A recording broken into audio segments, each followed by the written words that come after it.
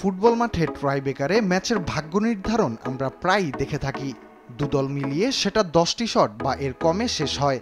যদি বলা হয় কোনো ম্যাচের মীমাংসা করতে হয়েছে 34 শটের ট্রাইবেকারে, তাহলে যে কারোরই চোখ কপালে উঠতে বাধ্য। এমনই এক ঘটনা ঘটেছে ইউরোপা লিগের তৃতীয় কোয়ালিফাইং রাউন্ডে। এই ম্যাচে মাঠে নেমেছিল ডাচ ক্লাব আয়াক্স এবং গ্রিসের ক্লাব পানাথিনাইকোস, যেখানে প্রথম লেগ 1-0 গোলে জেতে আয়াক্স, আর দ্বিতীয় লেগে একই ব্যবধানে জয় পায় গ্রিসের ক্লাবটি।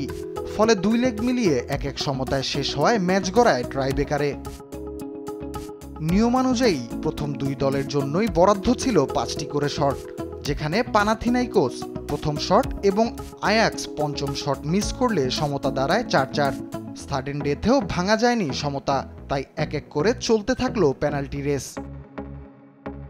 এভাবে চলতে চলতে 17তম রাউন্ডে গিয়ে নিষ্পত্তি হয় ম্যাচের। শেষ পর্যন্ত পানাথিনাইকোসের টনি ভিলহেনার্ট শট মিস করলেও আয়াক্সের হয়ে জালে বল জড়ান অ্যান্টন গাই। 34 শটের ট্রাইবেকার ম্যারাথনে আয়াক্স জেতে 13-12 গোলে। ফুটবলের তথ্য উপাত্ত নিয়ে কাজ করা প্রতিষ্ঠান অপটা বলছে, 2023 সালের জুলাইয়ে ইউরোপা লিগের প্রথম কোয়ালিফাইং রাউন্ডে মাল্টার ক্লাব জিরা ইউনাইটেড নর্দার্ন আয়ারল্যান্ডের গ্লেনটোরানকে হারিয়েছিল 14-13 গোলে, যা ছিল ইউরোপিয়ান প্রতিযোগিতার ইতিহাসে সর্বোচ্চ ট্রাইবেকার শটের রেকর্ড।